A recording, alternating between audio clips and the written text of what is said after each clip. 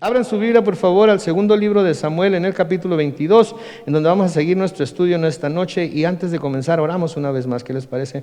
Padre Celestial, bendecimos tu nombre, y al abrir tu palabra necesitamos, oh Dios, que tu Espíritu nos siga enseñando lo que en ella tienes para hoy. Gracias por la porción de Escritura que nos toca hoy, porque nos habla de una manera muy inmensa acerca de tu gracia y de lo que por esta gracia has hecho por nosotros. Entonces, Señor, nos encomendamos a ti para que tú hagas en y a través de este estudio lo que quieres hacer en nuestros corazones, revelarnos lo que nos quieres revelar acerca de ti, en el nombre de Cristo Jesús. Amén. Muy bien, entonces el capítulo 22 lo comenzamos el año pasado, si ustedes se acuerdan. Y si ustedes se acuerdan, el capítulo 22 es un cántico de liberación de David. Es un cántico en donde David está haciendo básicamente un resumen de todo lo que él ha visto al Señor hacer por él en su vida. Sí, y da testimonio de quién es Dios en su vida, y está hablando directamente a Dios, está diciéndole directamente a Dios lo que él siente, lo que él reconoce que Dios ha hecho en su vida. Lo llama mi roca, lo llama mi fortaleza, lo llama mi libertador. Sí, le dice que Él es su fuerza, que en Él pone su confianza, lo llama su escudo, su poderosa salvación, su alto refugio, su salvador. Sí. Le dice en el versículo 4 que es digno de alabanza, ¿sí? Es digno de alabanza, ¿sí? Le habla acerca de cómo él reconoce que él, Dios lo salvó a él, David, de los lazos del sepulcro, cuando los lazos del sepulcro lo rodearon en el versículo 6. ¿Sí? Nos dice en el versículo 7 que en su angustia clamó al Señor, ¿sí? Pidió ayuda, y desde su templo el Señor lo escuchó, y sus gemidos llegaron a los oídos de Dios. Qué hermosas palabras y qué gran testimonio tiene David acerca de lo que Dios es en su vida. Y noten, todas estas cosas fueron David clamando a Dios y el Señor haciendo por él lo que está pidiendo, y lo que al recibir David lo que estaba recibiendo, sabía que era de parte de Dios, que no podía ser de ninguna otra forma más que de parte de Dios, y está reconociendo a Dios en todos y cada uno de sus caminos. Y habla del poder de Dios. Noten ahí en el versículo 8, la tierra tembló y se estremeció, los cimientos de los cielos se cimbraron, se sacudieron por la indignación del Señor. Humo salía de su nariz y de su boca brotaba fuego destructor, su furor inflamaba los carbones. ¿Se dan cuenta? Está usando términos antropomórficos aquí para que nos demos cuenta del poder de Dios. ¿Sí? Hoy, la semana pasada, la vez pasada, llegamos hasta el versículo 18 con todas esas cosas que David está hablando de Dios y de lo que él hizo por él. Pero hoy en el versículo 18, que es en donde vamos a seguir, noten cómo sigue hablando aquí David acerca del Señor y lo que Dios hizo por él. Hablando de sus enemigos, noten versículo 19 del segundo libro de Samuel, en el capítulo 22, dice: me atacaron en el día de mi desgracia, pero el Señor me dio su apoyo. Noten, me atacaron en el día de mi desgracia, pero el Señor me dio su apoyo. Esa es una característica del enemigo, ¿no es cierto? Que nos ataca cuando estamos débiles, nos ataca cuando estamos caídos, nos ataca cuando estamos enfermos. Sí, tenemos que tener mucho cuidado con esto, porque el enemigo puede usar las circunstancias por las que estamos pasando ahorita con el COVID y con las infecciones y con todo eso, para decirnos cosas, ¿verdad? Por medio de personas incrédulas o por lo que vemos en las noticias, para hacernos pensar que Dios no nos ama, porque si nos amara, no tuviéramos que estar pasando por lo que estamos pasando. Y esa es la táctica del enemigo. Cuando estamos en estas situaciones, cuando estamos caídos, cuando estamos débiles, es cuando viene con esas cosas que quiere que pensemos acerca de Dios, que van contrario a lo que Dios es. Sí, y tenemos que tener mucho cuidado, porque el enemigo siempre trata de atacar cuando estamos más débiles, más cansados, más atribulados.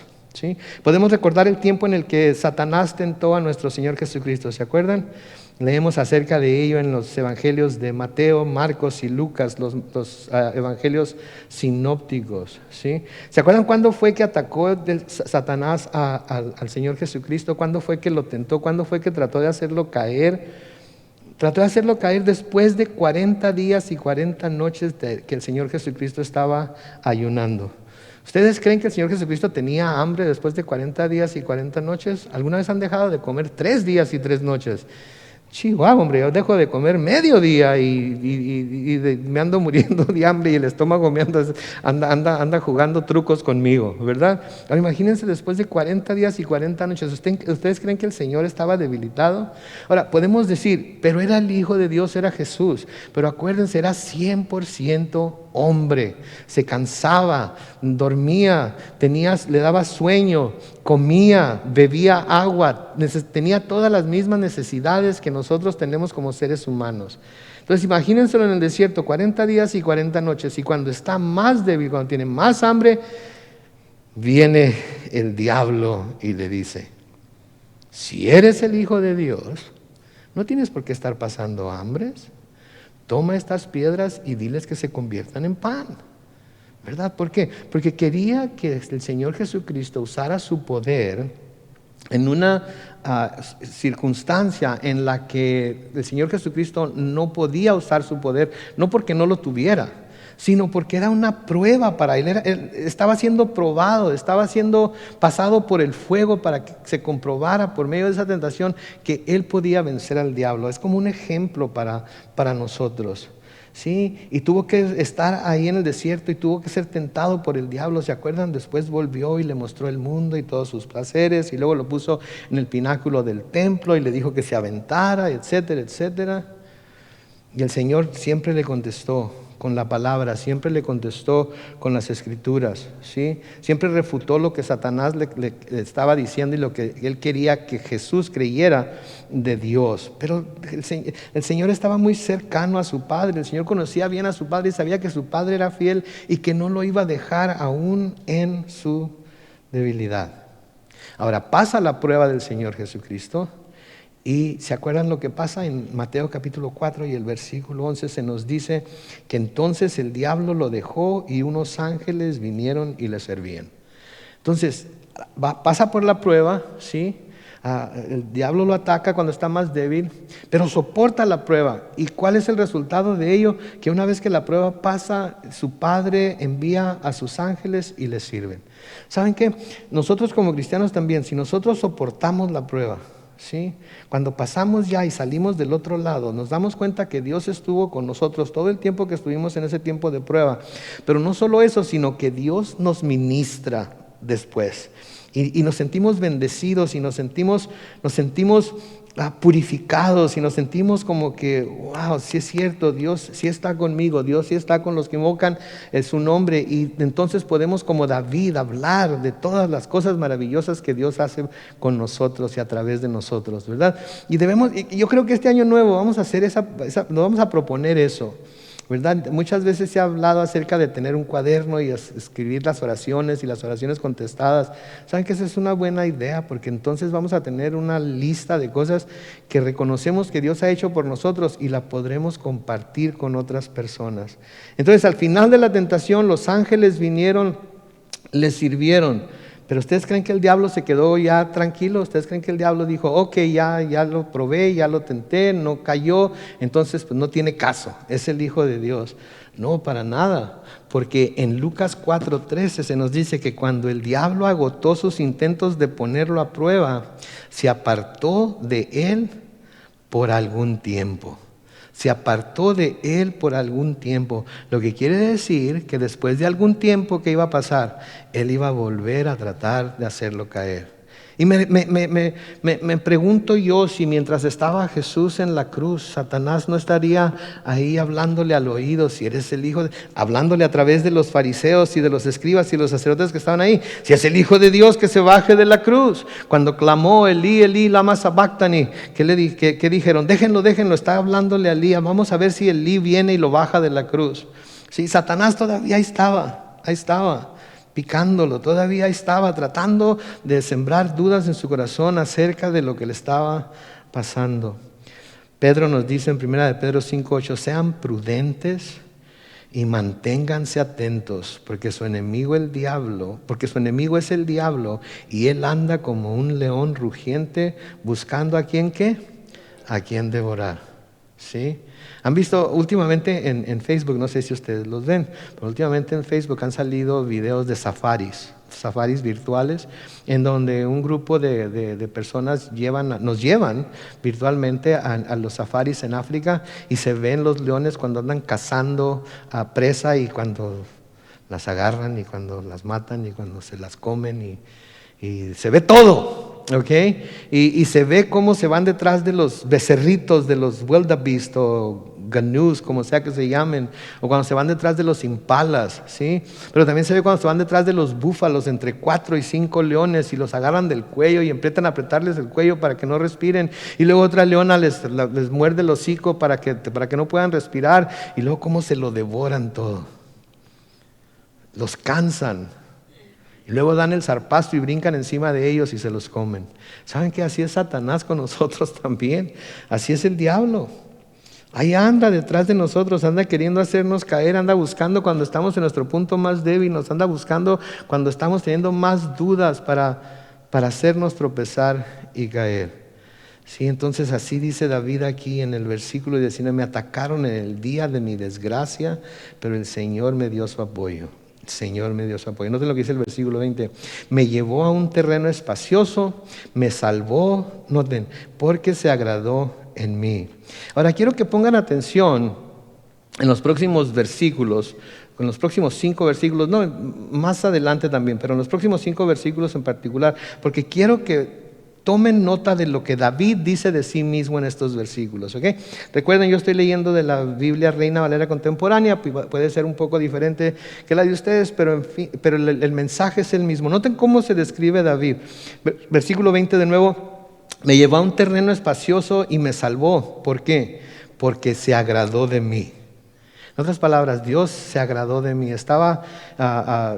Mi vida le había agradado y Él me estaba salvando por ello. Versículo 21: el Señor me premió. Disculpen.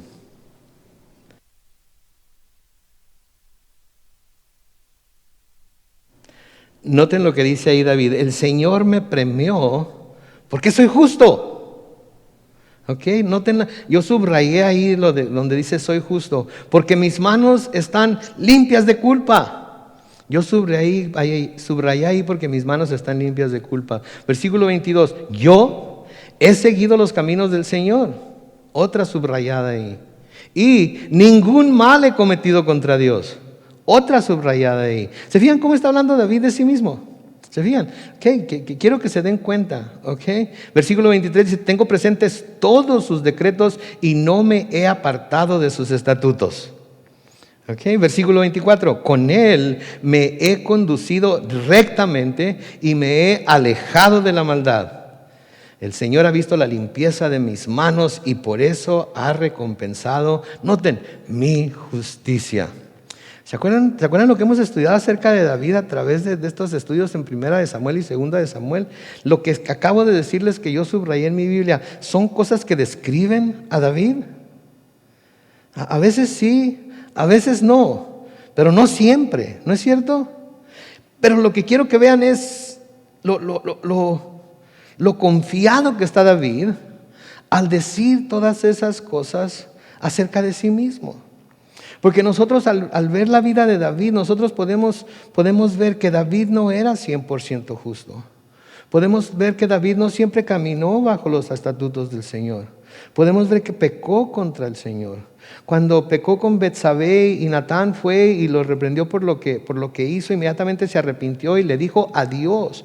No le dijo a Natán: ora por mí para que Dios me perdone. No, a Dios le dijo: contra ti solo he pecado. Pero aquí ni una mención. Digo, bueno, me mantuve recto, pero en esta ocasión le fallé bien gacho a Dios y nada. Todo se trata de lo recto, de lo justo, de lo bueno que él fue. Pero David, diríamos nosotros, ¿verdad? Si lo tuviéramos aquí enfrente: David, pero tú sabes que no fuiste 100% justo. Tú sabes que fuiste un hombre pecador como todos nosotros lo somos. Cometiste adulterio con Betsabé, mandaste matar al esposo de ella, a Urías. ¿Sí? Has hecho un montón de cosas que en realidad no quedan ahí con lo que estás diciendo acerca de ti. ¿Por qué creen que David lo podía decir? Piensen un poquito, ¿por qué creería David que podía decir eso de sí mismo cuando nosotros sabemos, y él sabe que Dios sabe que no es cierto? Y que cualquiera que conociera su vida pudiera decir que no es cierto. ¿Por qué puede David hablar así de sí mismo en esta situación? ¿Quieren saber? ¿Sí? Ok, les voy a decir por qué. Porque David estaba completamente convencido de algo. Y estaba completamente convencido de que Dios es misericordioso, de que Dios es lleno de gracia y que Dios, cuando le perdonó su pecado, se lo perdonó y se acabó. Se lo perdonó y se acabó. Porque Dios ya no lo podía mirar como pecador, se había perdonado su pecado. ¿Sí? David escribe en el Salmo 32, vean conmigo, en el Salmo 32 los versículos 1 al 5, creo que los van a poner en la pantalla así. Noten lo que dice: dichoso aquel cuyo pecado es perdonado y cuya maldad queda absuelta. ¿Ustedes creen que David sabía lo que eso se sentía? ¿Ustedes creen que David había tenido esa experiencia?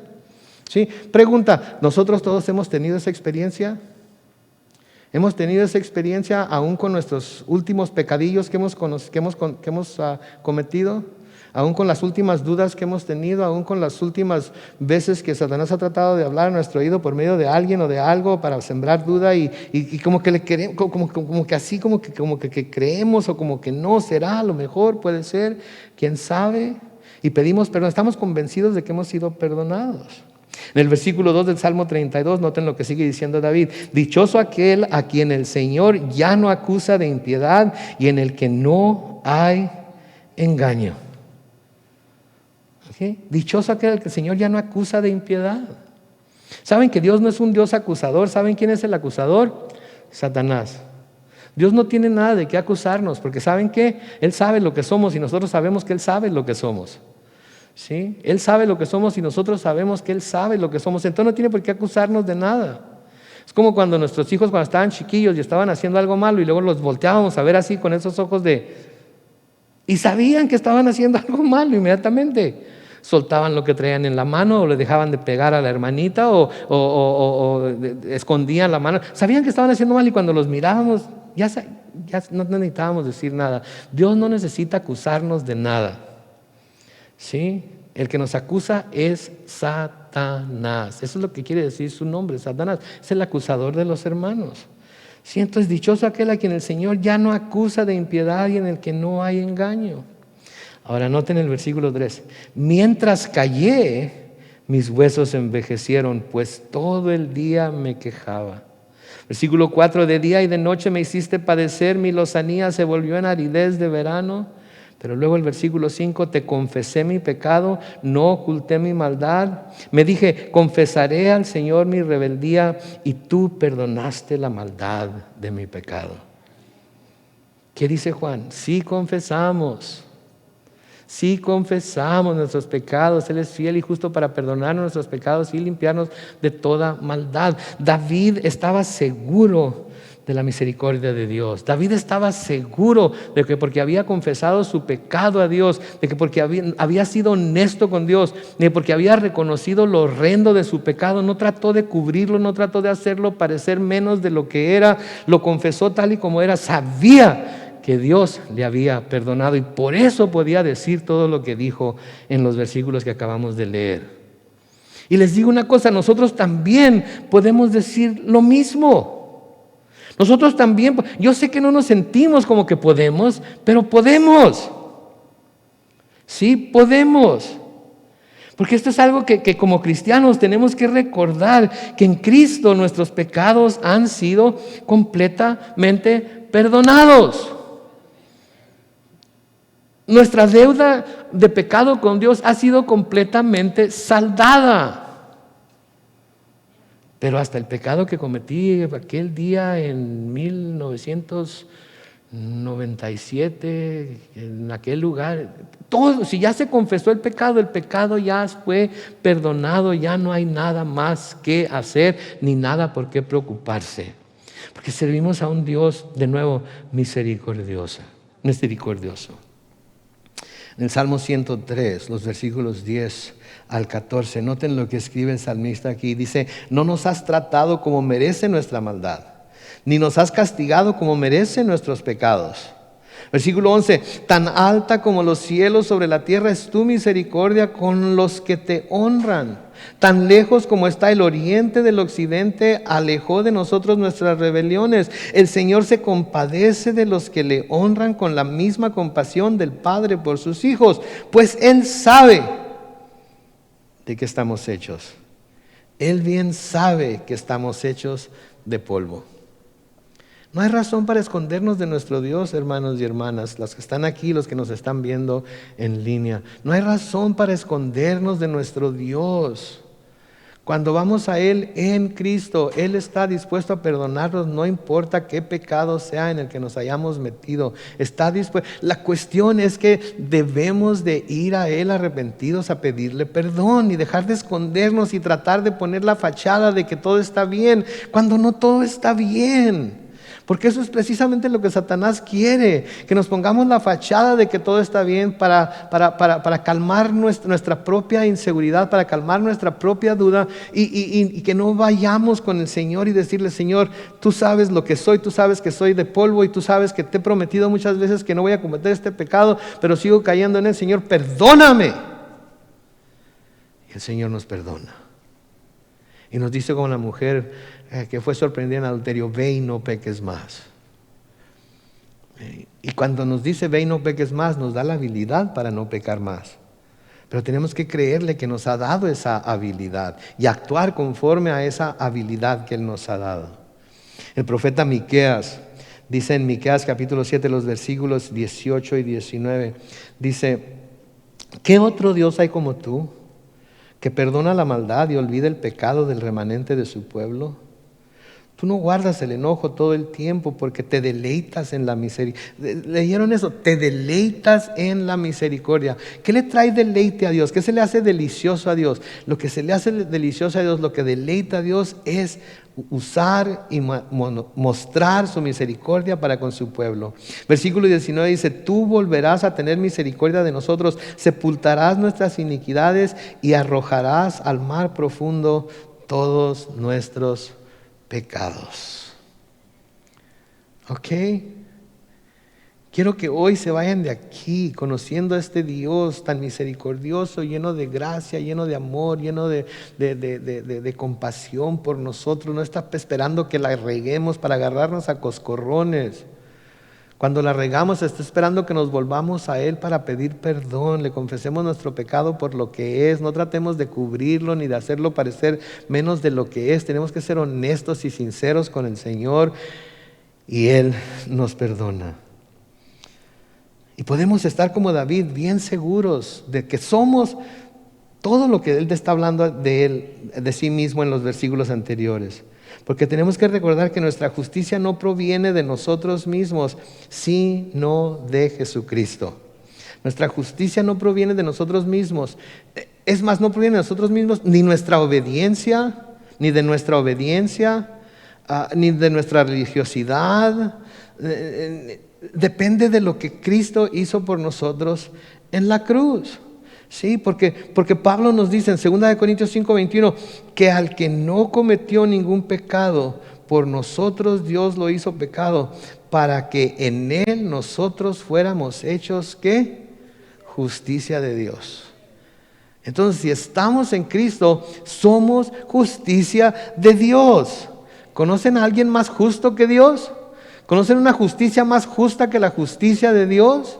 Entonces, si estamos en Cristo, nosotros somos esa justicia. ¿Sí?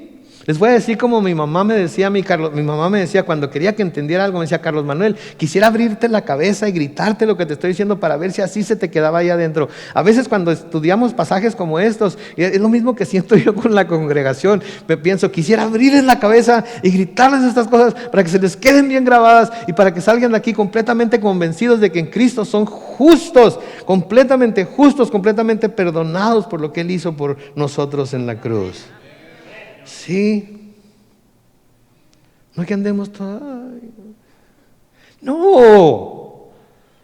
Les decía el domingo, lo que el Señor Jesucristo les dijo a sus discípulos: no teman, manada pequeña, que a su Padre le ha placido darles el reino. Aquí no teman.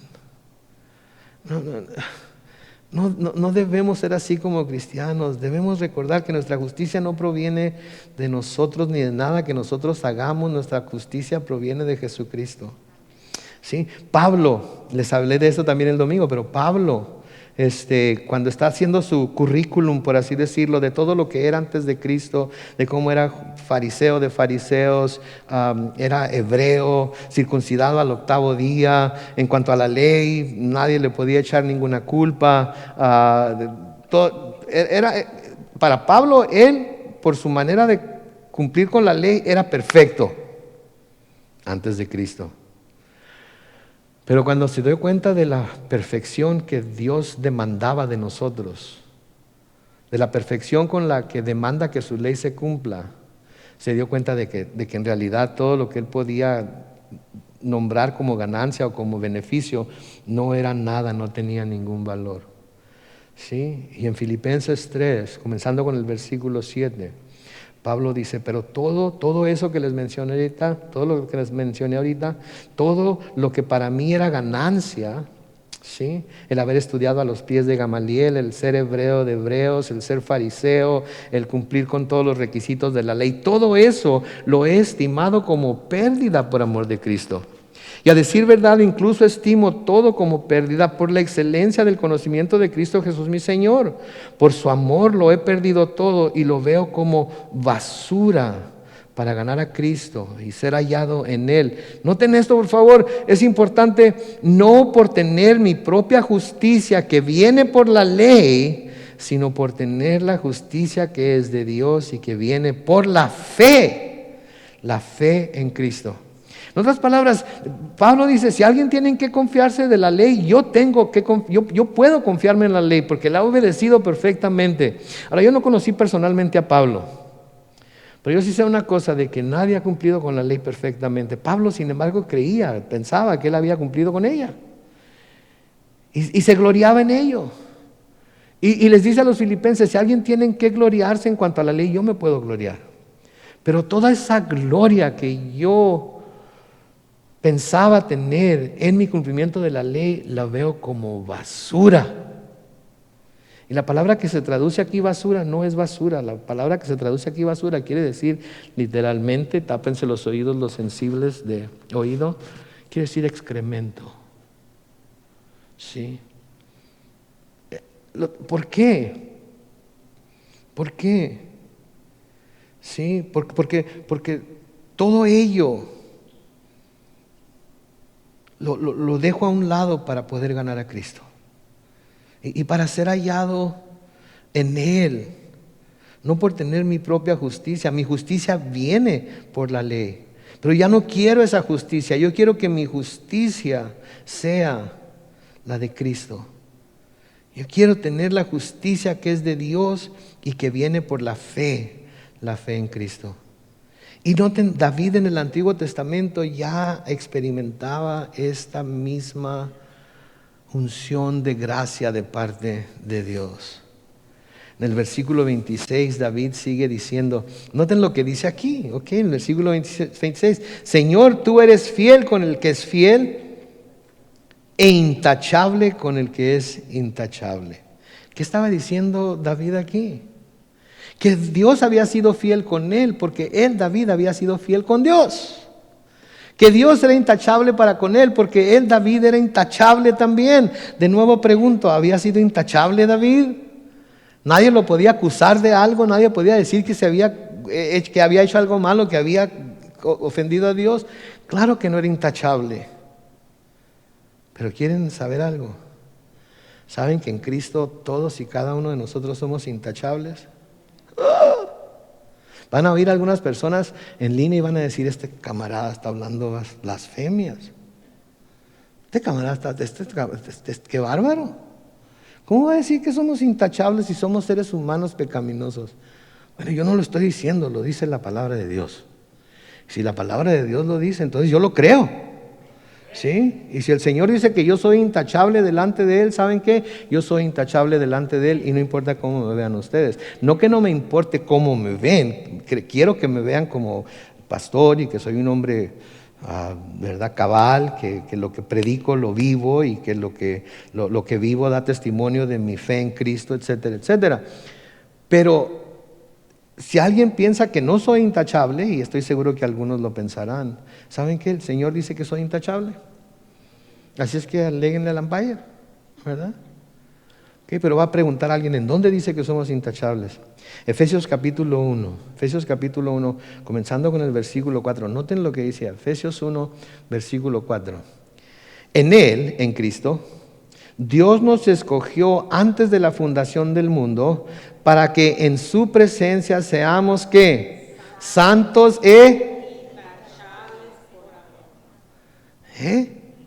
¿Cómo les quedó el ojo? En Él, en Cristo, nos escogió Dios antes de la fundación del mundo para que en su presencia seamos santos e intachables. ¿Delante de la presencia de quién cuenta que seamos santos e intachables? Y eso es lo que somos en Cristo. Entonces la tenemos hecha, ¿sí o no? La tenemos hecha.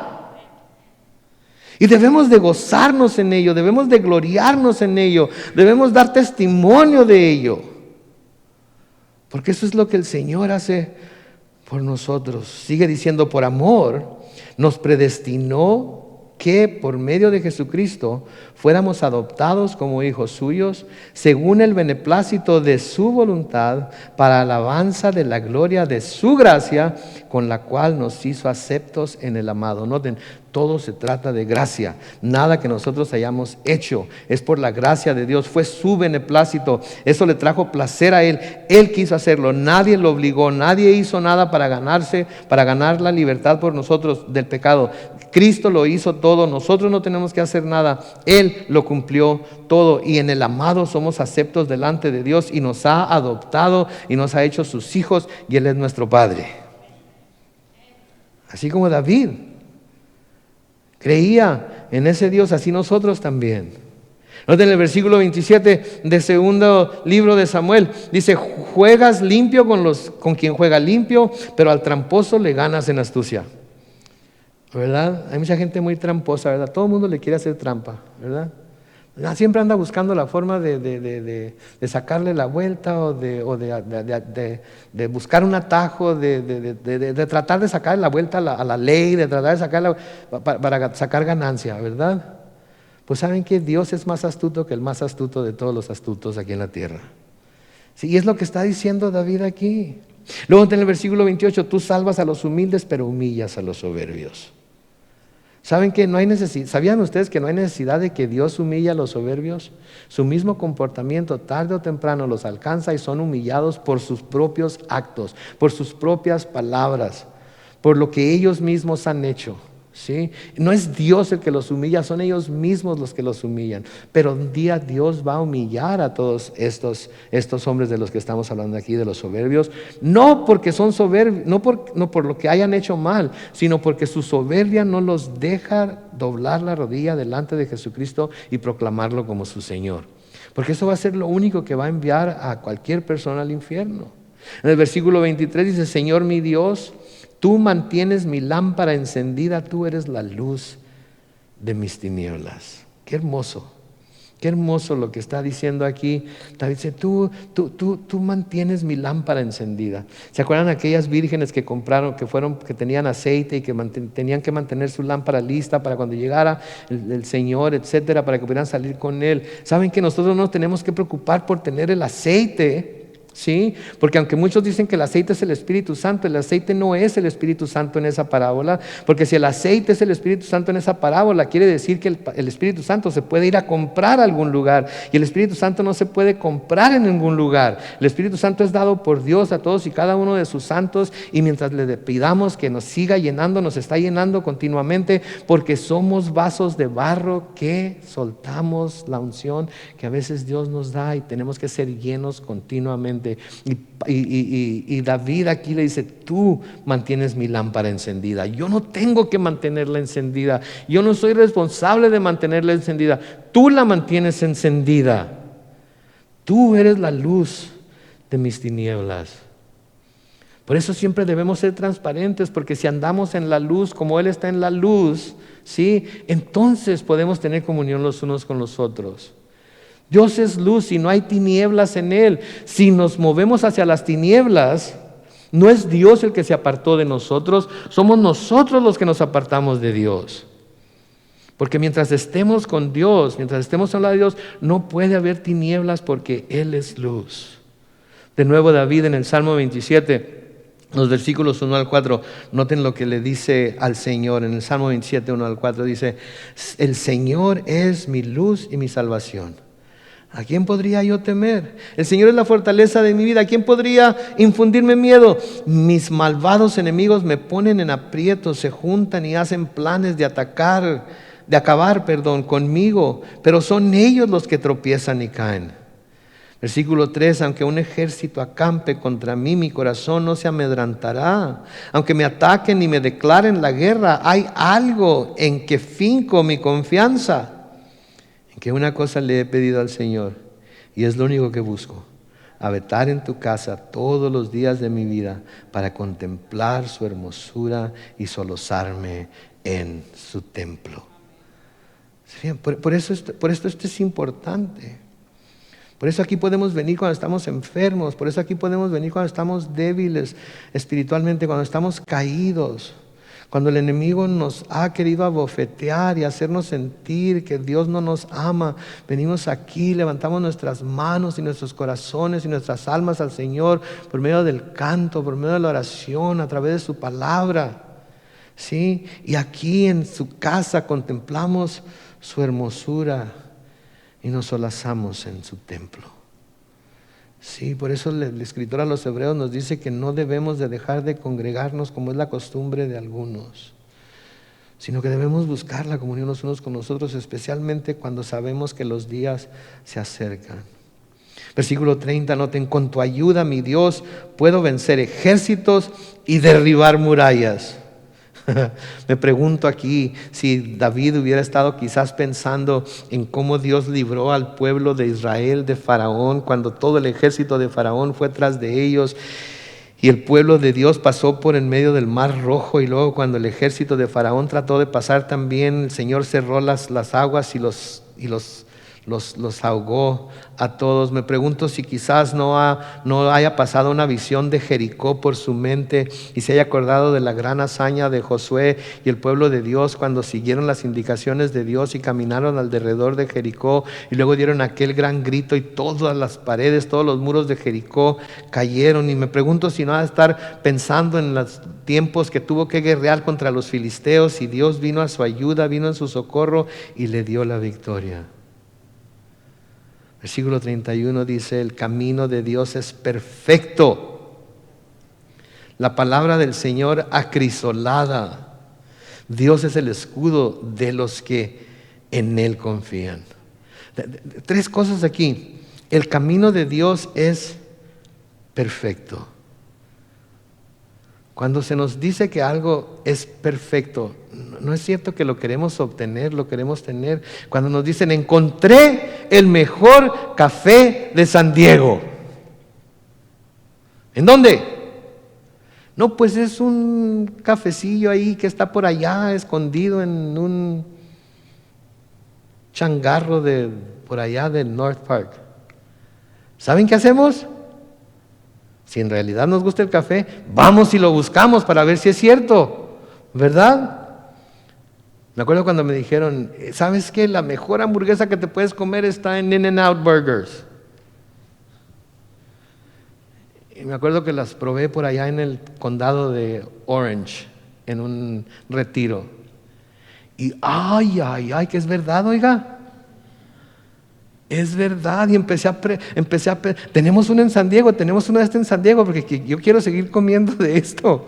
Y luego cuando me di cuenta que estaba una aquí cerquita de la iglesia, que podía salir en mi hora de lonche e ir a comprar un double con cebolla guisada y con chiles güeritos y con las papas frescas que hacen ahí, con mucha ketchup y también los puede hacer animal style, ¿verdad? Porque le pueden poner el dressing encima y calle, boca, para lengua. ¿Alguna vez me quiere regalar algo? Una tarjeta de In-N-Out estaría bien. Aunque todas las que me han dado han estado muy ricas, de todos los lugares que me han dado. Pero nos dicen algo así. Ahora aquí se nos está diciendo: el camino de Dios es perfecto. ¿Qué debería ser esto a nosotros? ¿Cómo deberíamos reaccionar a ello? Deberíamos de querer seguirlo, ¿no es cierto? Porque es el camino perfecto. Porque si seguimos su camino no nos vamos a perder. Y luego sigue diciendo: la palabra del Señor es acrisolada.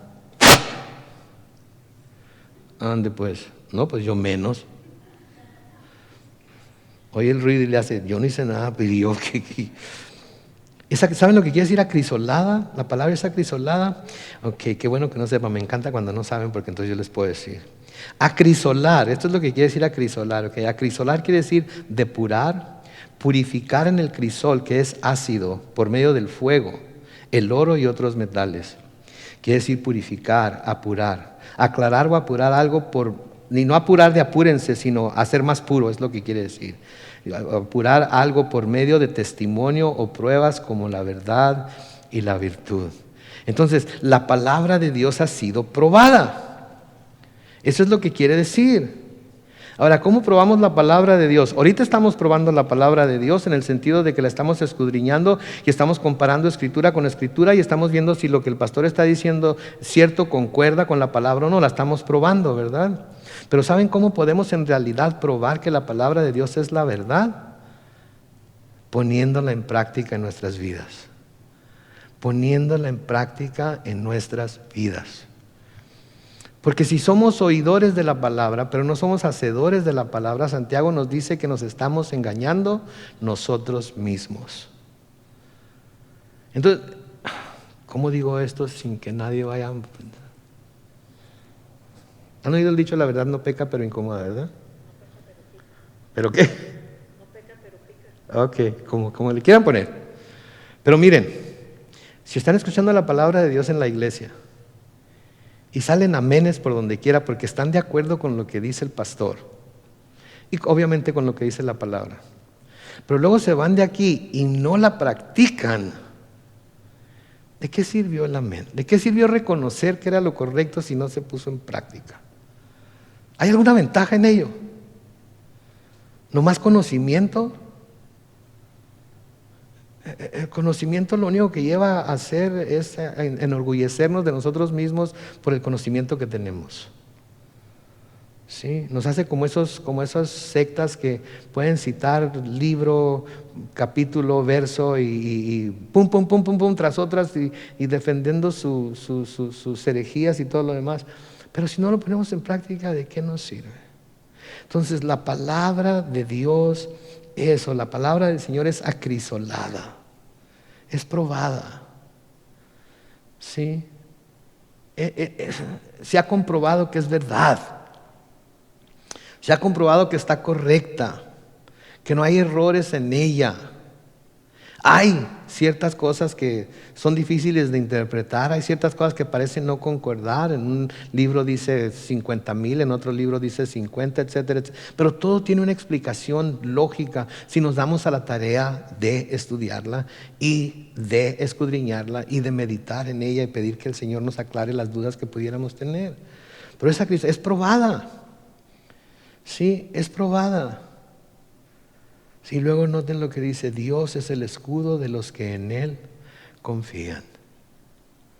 Todos sabemos lo que es un escudo, ¿verdad? Es algo que está delante del soldado para cuidarlo, para que las flechas no lleguen a su cuerpo, para que las espadas no le hagan daño, etcétera, etcétera. En el Salmo 12 y el versículo 6, dice: las palabras del Señor son puras, son perfectamente puras, como la plata refinada en el crisol. ¿Sí? ¿A dónde vamos a buscar consejo cuando necesitamos consejo? ¿Sí? ¿A dónde vamos a buscar la respuesta a preguntas que tenemos espirituales o aunque sean terrenales? ¿A dónde vamos a buscar ese consejo? ¿A dónde vamos a buscar esas respuestas? ¿Saben que las podemos encontrar en la palabra de Dios? Y vienen a nuestra mente, cuando tenemos la palabra de Dios guardada en nuestro corazón, vienen a nuestra mente esos pasajes que sirven para ayudarnos a entender, para ayudarnos a tener discernimiento en cuanto a lo que tenemos que hacer. ¿Sí? Es el valor de la palabra de Dios. ¿Sí? En Salmo 119, en los versículos 49 y 50, dicen: recuerda las promesas que me hiciste, en las cuales he puesto mi esperanza. En mi aflicción, ellas son mi consuelo, pues tú ¿qué? Tu palabra me infunde vida. Tu palabra, las promesas de Dios, esas deben ser nuestro consuelo. ¿Sí? Cuando estamos enfermos, Él nos dice que por su llaga fuimos nosotros sanados. Tenemos que creerlo. Ahora, ¿siempre va a sanar? No sé. Eso lo dejamos a Él porque Él es soberano y Él va a decidir si lo va a hacer o no. ¿Ok? ¿Estoy enfermo de muerte? ¿Cuál es su promesa para el que muere en Él? Que ausentes del cuerpo es ¿qué? Estar presentes con el Señor. ¿Lo creo? Si lo creo, entonces su palabra me va a dar vida, ya sea de este lado de la eternidad o del otro lado de la eternidad, pero voy a tener vida porque creo en su palabra. Amén. Versículo 32 de 2 de Samuel 22 dice: aparte del Señor no hay otro Dios, aparte de nuestro Dios no hay otra roca. Dios es quien me infunde fuerzas, Dios es quien endereza mi camino, Dios es quien me aligera los pies y me hace correr como un venado, Dios es quien me afirma en las alturas. Ok, agárrense de esa un ratito. Dios es quien me afirma en las alturas. Piensen en eso un poco. ¿Qué estaba pensando David? Dios es el que me afirma en las alturas. Obviamente cuando está hablando de las alturas está hablando del cielo, ¿verdad? Entonces, ¿qué está diciendo David aquí? Dios es el que me afirma en las alturas.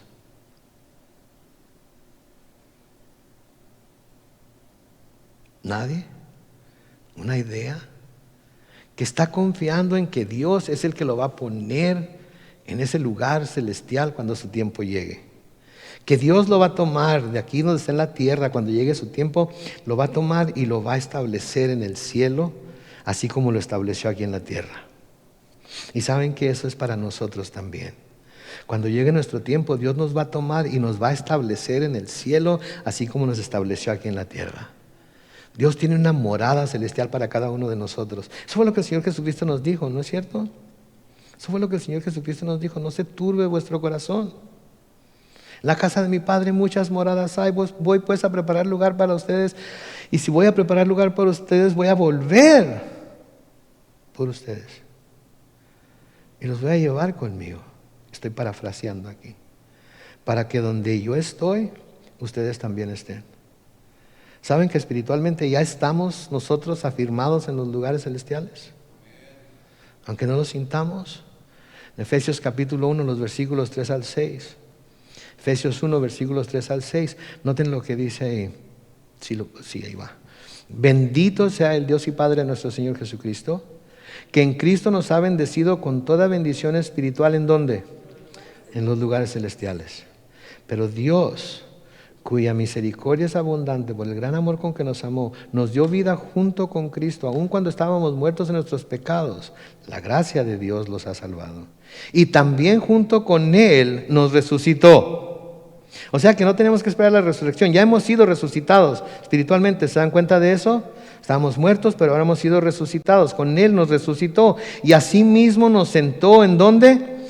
Al lado de Cristo. ¿En dónde? En lugares celestiales, para mostrar en los tiempos venideros las abundantes riquezas de su gracia y su bondad para con nosotros en Cristo Jesús.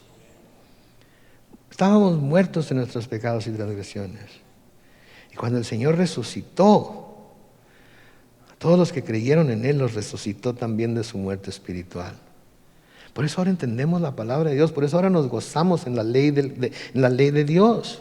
No la tratamos de cumplir para ganarnos la salvación. Nos deleitamos en cumplirla porque ya somos salvos, pero reconocemos que no somos perfectos, por lo tanto necesitamos constantemente ir a recibir una y otra vez la gracia de Dios. Y el escritor a los Hebreos nos dice que podemos entrar con confianza al trono de su gracia para recibir la ayuda y el oportuno socorro. Sí. Mis hermanos, Dios no ha dejado nada para que no lo entendamos de lo que es importante que entendamos en cuanto a la salvación. Dios nos lo ha dejado bien claro. Hay tesoros incontables en la palabra de Dios, pero tenemos que buscarlos, tenemos que escudriñarla, tenemos que estar constantemente leyéndola y como las vacas, rumearla. ¿Sí? Y luego pasarla, y luego volverla a sacar, y sacarle todo el jugo que podamos sacarle. Estamos hablando de tantos principios espirituales aquí nada más en esta porción de la Escritura que nos podríamos pasar un año nada más estudiando este capítulo si lo estudiáramos como quisiéramos estudiarlo. ¿Sí? Pero ya estamos, por eso Él dice, Dios es quien me afirma en las alturas. Yo no tengo que esforzarme por llegar al cielo. De acuerdo con Dios, yo ya estoy en el cielo. Lo único que falta es que Él me llame a su presencia o venga por mí. Pero mi lugar ya está ahí, ya está preparado, ya está listo. No tengo que preocuparme por ello, no tengo que hacer nada. No tengo que mandar nada por adelantado ni preocuparme por llevar jalando un U-Haul al cielo. Allá voy a tenerlo todo nuevo. Sí. Versículos 35 y siguientes. Noten, Dios adiestra mis manos para el combate y me da fuerzas para tensar el arco de bronce. Tú me diste el escudo de tu salvación y con tu bondad me engrandeciste. Me pusiste sobre un terreno espacioso para que mis pies no resbalaran. Así pude perseguir y alcanzar a mis adversarios y no volví hasta verlos exterminado. Los herí y ya no se levantaron, quedaron tendidos debajo de mis pies. Tú me infundiste fuerzas para la batalla, para vencer y humillar a mis adversarios. Tú los hiciste ponerse en retirada y así acabé con los que me odiaban. Clamaron a ti, Señor, pero no los atendiste, no hubo nadie que los ayudara. Los hice polvo, los deshice como a terrones, los pisoteé como el lodo en las calles. Tú me libraste de un pueblo rebelde y me pusiste al frente de las naciones. Gente que yo no conocía viene a servirme. Ahora, comenzando con el versículo 44, noten cómo la descripción como que está hablando más de Cristo, de la función de Cristo que de Él, pero lo que le pasó a Él, o lo que le pasó a Cristo en cuanto a las naciones servirle, también le pasó a David. Sí, lo libró de pueblos rebeldes, lo puso al frente de naciones. Dicen, gente que yo no conocía vino a servirme, gente extraña me rinde homenaje, apenas me escuchan, me obedecen. ¿Sí? Gente de todas naciones le fueron dadas al Señor Jesucristo como su pueblo. Y si somos su pueblo, apenas escuchamos su voz y ¿saben qué debemos hacer? Brincar para obedecerlo. Cuando el Señor nos dice brinca, lo único que debemos de decir con nuestra boca es, Señor, ¿qué tan alto quieres que brinque? Porque si nos está pidiendo que brinquemos, nos va a dar la habilidad para brincar. Tan alto como Él quiere que brinquemos. Si es en Él en el que tenemos estas habilidades, es en Él en el que podemos hacer estas cosas. Sí, versículo 46, gente de otros pueblos se llena de miedo y sale temblando de sus escondites. Viva el Señor, bendita sea mi roca, exaltado sea el Dios de mi salvación. Es el Dios que vindica mis agravios y somete a las naciones bajo mis pies. Es el Dios que me libra de mis adversarios, que me eleva por encima de mis oponentes, que me pone a salvo de los violentos. Por eso alabo al Señor entre los pueblos y canto salmos a su nombre. El Señor da la victoria al Rey, siempre es misericordioso con su ungido, con David y con su descendencia. Oh, my goodness. ¿Saben que Dios había hecho un pacto con David? ¿Se acuerdan? Y David estaba seguro de que Dios sería fiel a ese pacto. Les digo una cosa, Dios ha hecho un pacto con nosotros también. ¿Se acuerdan? Ahora, si fue fiel a David con un pacto terrenal, ¿sí? ¿Creen que va a ser fiel a nosotros con el pacto espiritual que ha hecho con nosotros por medio de la sangre de Cristo? Claro que sí. Claro que sí, porque el pacto que se hizo con nosotros no fue hecho con sangre de animales, ni de machos cabríos, ni fue sellado con la sangre preciosa del Hijo de Dios, que dejó su trono en el cielo para venir a buscar y salvar lo que se había perdido, entre lo cual me encontraba yo. Y si le fue fiel a David, ¿sí? Y le reveló todas estas cosas de sí mismo, entonces Él va a ser fiel a mí también. Por lo tanto, no tengo nada de qué preocuparme. No tengo nada de qué preocuparme, y le creo a Dios cuando me dice por medio de la pluma de Pablo en 2 de Corintios capítulo 5 y el versículo 17. De modo que si alguno está en Cristo, ya es una nueva creación. Atrás ha quedado lo viejo, ahora ya todo es nuevo. Le creo explícitamente. ¿Sí? Pero es que, pastor, todavía tengo algunas luchas. El Señor ya lo ha declarado nuevo. Vaya con Él. Pídale que sea su fortaleza. Pídale que sea su refugio. Pídale que sea su guía. Pídale que sea su justicia. Pablo, de nuevo a los Corintios, en 2 de Corintios 6, 1 y 2, les dice: por lo tanto, nosotros como colaboradores de Dios les rogamos a ustedes que no reciban su gracia, la gracia de Dios, en vano. Porque Él dice: en el momento oportuno te escuché, en el día de salvación te ayudé. Y luego dice: y este es el momento oportuno, este es el día de salvación. ¿Ok? ¿Qué les está diciendo Pablo aquí a los corintios? ¿Qué les está diciendo Pablo aquí a los corintios acerca de la gracia de Dios? Miren, los que están aquí ahorita y los que están viendo ahorita en línea y los que van a ver esto mañana en YouTube, ¿ok?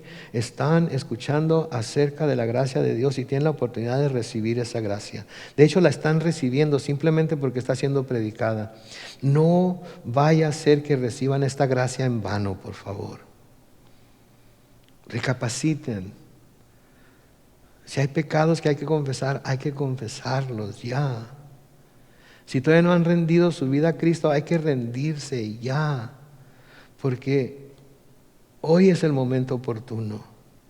Hoy es el día de salvación. No sabemos nosotros quiénes vamos a amanecer mañana. La vida es una neblina de tiempo. Ahorita está aquí, mañana desaparece. Acerquémonos a Dios, pidamos perdón, busquemos la salvación que solamente Él puede dar en Cristo Jesús. Amén. Oremos.